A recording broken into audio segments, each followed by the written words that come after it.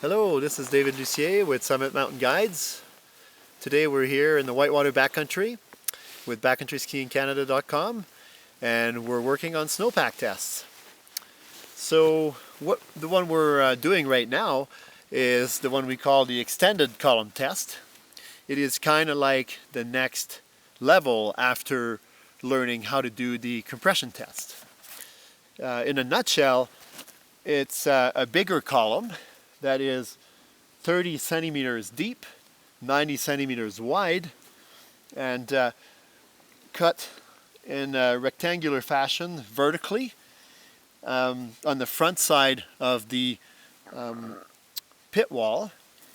And the way we do the test, it's going to allow us to get information about the potential for propagation in the weak layer relative to the slab, the overlying slab above it.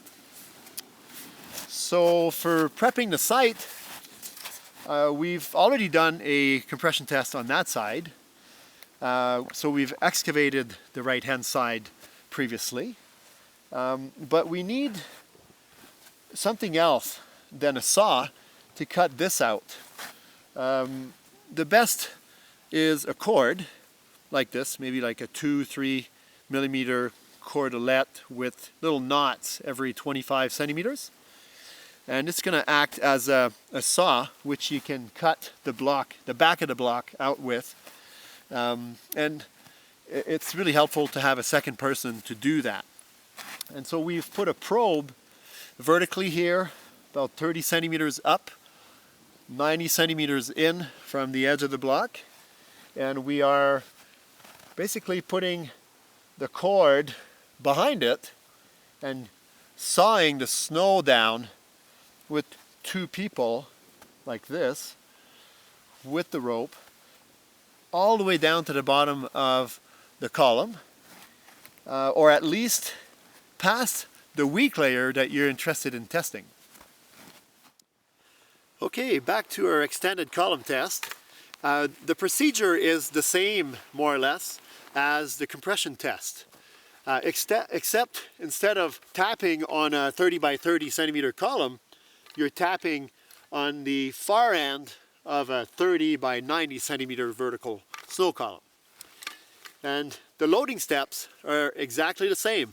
So it's 30 loading steps, hinging at the wrist initially, and then after 10 tap hinging at the wrist, you do 10 more hinging at the elbow, and the last 10 taps will be hinging at the shoulder like this.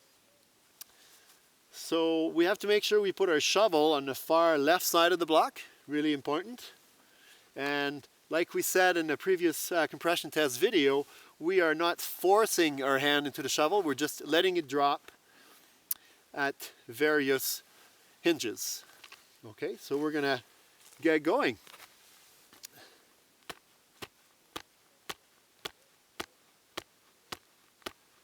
That was the first 10 taps. Now I'm gonna start hinging at the elbow for the next 10. Right around 4, we're starting to see some shear here, but it's not really doing too much. It's just kind of breaking. 5, 6, 7, 9, 10. So that was 20 loading steps so far. And now I'm just going to clean that up a little bit. And I'm going to do the last 10 loading steps hinging at my shoulder.